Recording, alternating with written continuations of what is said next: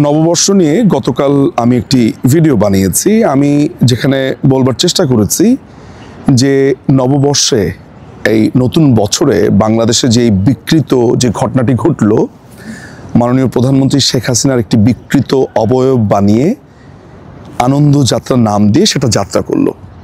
আমি আজকে ইনফ্যাক্ট গতকালকে ভাবছিলাম যে এটা রিপার্কেশনটা মানে এটা ঠিক কদ্দূর পর্যন্ত মানুষের স্মৃতিগুলোকে ক্যারি করবে।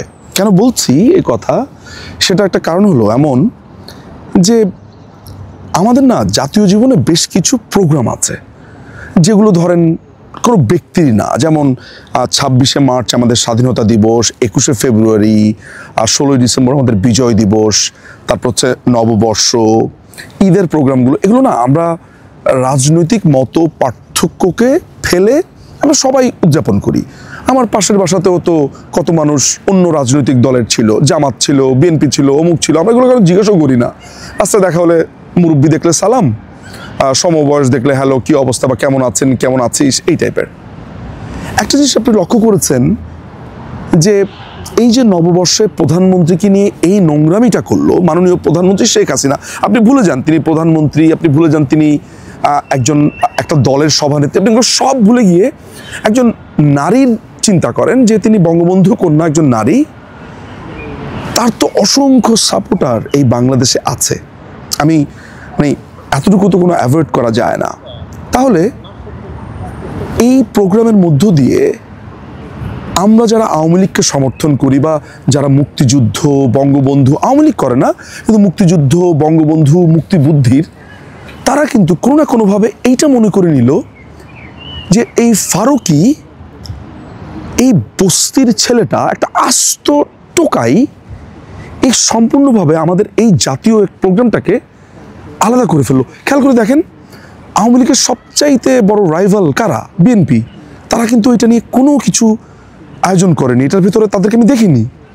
এটা ছাত্রদল করতো, যুবদল করতো, বিএনপি করতো, এটা কথা ছিল। জামাত করতো, জামাতের লোকজনদেরকেও আমি কিন্তু খুব একটা কাছে ধারে আসতে দেখিনি। এটা এককভাবে ফারুকের চেষ্টায় হয়েছে। ভেবেছেন যে আমাদের মধ্যে কীরকম একটা ফাটল ধরিয়ে দিল, মানে সাধারণ মানুষের মধ্যে। এই ফাটলটা কিন্তু এমনভাবে আমার বুকে স্কার দিবে বা দিয়েছে।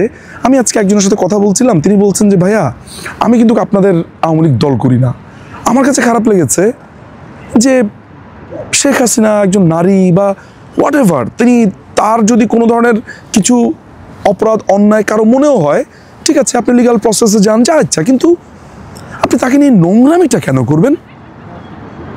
এইটা কিন্তু তার মানে হচ্ছে এই নববর্ষকে ভবিষ্যতে মানুষ মনে করবে যে এইটা মনে হয় ফারুকিদের প্রোগ্রাম, এটা মনে হয় যে টোকাইদের প্রোগ্রাম, এটা আমাদের না।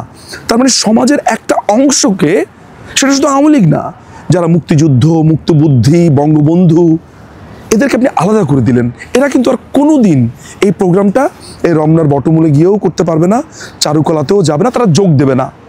এই যে আপনি ইনক্লুসিভ বাংলাদেশের কথা বলছেন, একটা একত্রিত বাংলাদেশের কথা বলছেন, এই বড় আঘাতটা বাংলা 1432, ইংরেজি 2025 সালের এই 14ই এপ্রিল বা পহেলা বৈশাখ বাংলা, এই আঘাতটা এই মাথা ছোলা ফারুক এনে দিল।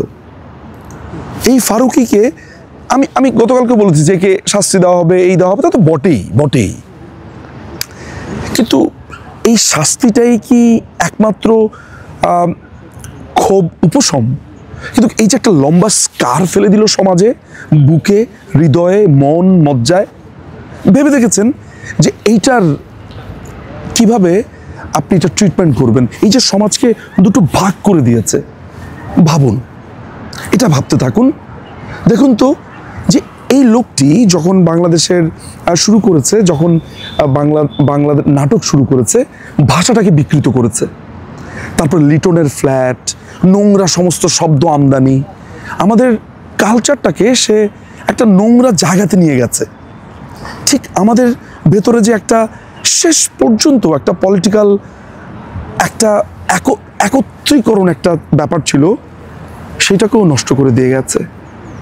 এই লোকটি চলে যাবে, অস্ট্রেলিয়াতে সে বাড়িঘর করে ফেলছে অলরেডি, এই মাথা ছোলা ক্যাপ পরে তিশাকে নিয়ে ভাগবে। কিন্তু আপনার এবং আমার আমাদের ভেতরে যেই বিভাজন তৈরি করেছে সেটির কি হবে? অনেক ধন্যবাদ।